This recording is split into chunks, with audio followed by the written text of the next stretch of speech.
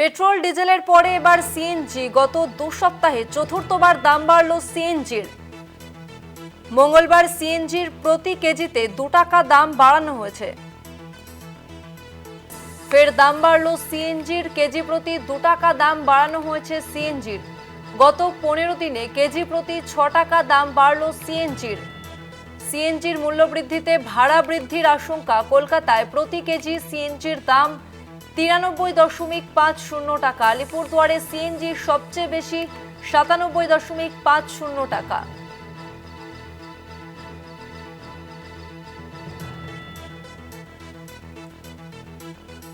গত 15 দিনে মোট 4 বার সিএনজির দাম ফের বাড়ল। কেজি প্রতি 2 টাকা করে দাম বাড়ানো হয়েছে সিএনজির। পেট্রোল ডিজেলের পরে এবার সিএনজি 2 সপ্তাহে চতুর্থবার দাম বাড়ল সিএনজির। গণপরিবহনে এর ব্যাপক প্রভাব পড়তে পারে এমনটাই আশঙ্কা করা হচ্ছে।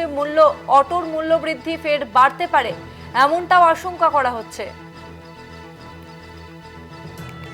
ফের দাম বাড়ল সিএনজির। কেজি প্রতি 2 টাকা দাম বাড়ানো হয়েছে সিএনজির। গত 15 দিনে কেজি প্রতি 6 টাকা দাম বাড়ল। সিএনজির দাম বৃদ্ধিতে অটো ভাড়া বাড়তে পারে এমনটাই আশঙ্কা করা হচ্ছে। কলকাতায় প্রতি কেজি সিএনজির দাম 93.50 টাকা। আলিপুরদুয়ারে সিএনজি সবচেয়ে বেশি দাম 97.50 টাকা।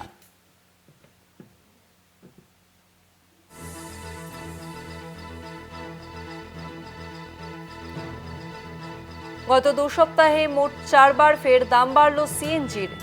কেজি প্রতি 2 টাকা মূল্যবৃদ্ধি সিএনজির। পশ্চিম এশিয়াতে যুদ্ধের জেরে হরমুজ প্রণালী কার্যত বন্ধ। বিশ্বের মোট ব্যবহৃত জ্বালানির প্রায় 20% আসে এই রুট দিয়ে। ফলে জ্বালানি তেল, প্রাকৃতিক গ্যাসের সরবরাহে ধাক্কা লেগেছে এবং তার জেরেই পেট্রোল ডিজেলের দামে মূল্যবৃদ্ধি। আর এবার সিএনজিও যুক্ত হলো সেই তালিকাতে। গত 2 সপ্তাহে চতুর্থবার দাম বাড়ল সিএনজির। মঙ্গলবার সিএনজির প্রতি কেজিতে 2 টাকা দাম বাড়ানো হয়েছে এবং বর্ধিত মূল্যে এই জ্বালানি কিনতে হবে এরপর থেকে ক্রেতাদের।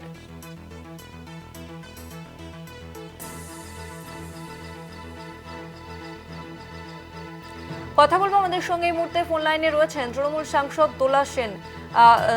দোলাদি, 2 সপ্তাহে মোট 4 বার এই নিয়ে সিএনজির দাম ফের বাড়লো এবং কেজি প্রতি 2 টাকা মূল্য বৃদ্ধি হলো, কি বলবেন?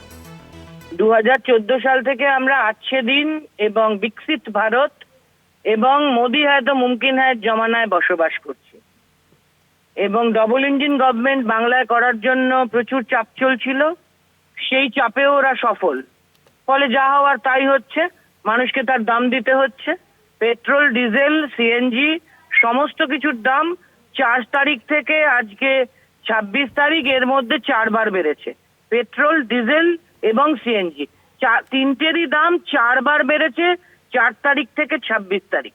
তাহলে আমাদের প্রশ্ন, এখন যে 4 তারিখের পরে মোদি বাবু অস্টারিটির কথা বলছেন, গাড়ি কম বের করতে বলছেন, ওয়ার্ক ফ্রম হোম বলছেন, ওনাদেরও নাকি কনভয়ে নাটক চলছে, কে সাইকেলে যাচ্ছে, কে বাইকে যাচ্ছে, কে দুটো গাড়ি নিচ্ছে। তাহলে 4 তারিখ পর্যন্ত বিপুল খরচ করে ওরা ভোটের প্রচার, তখন তো কোনো হিসেব মানেননি, করেছেন কেন? 4 তারিখে তো হঠাৎ মাথায় আকাশ ভেঙে পড়েনি। দ্বিতীয় কথা, এই যুদ্ধের কারণ যে ওরা দেখাচ্ছেন এই পেট্রোল, ডিজেল এবং সিএনজির গ্যাস বৃদ্ধির, সেক্ষেত্রে আমাদের স্পষ্ট বক্তব্য সর্বভারতীয় তৃণমূল কংগ্রেসের পক্ষ থেকে যে ওরা কি করে এই যুদ্ধকে অজুহাত দেখান। কারণ ভারতের সঙ্গে কারোর যুদ্ধ নেই। ভারত অকারণ ট্রাম্পের কাছে মাথা নুইয়ে দিয়েছে। কেন নুইয়েছে? এপস্টিন ফাইল কারণ না অন্য কারণ, সেটা মোদিবাবু বলতে পারবেন। কিন্তু কোনো বাধ্যবাধকতা আছে, তাই আমেরিকার কাছে মাথা বিক্রি করে দিয়েছে ভারত। সেই জন্যে অকারণ এই ইরানের হরমুজ প্রণালী বন্ধ, কি ইসরায়েলের সঙ্গে কি ইকুয়েশন, এইসব দাম ভারতবাসীকে, সাধারণ মানুষকে দিতে হচ্ছে পেট্রোল, ডিজেল এবং সিএনজির দাম বৃদ্ধির।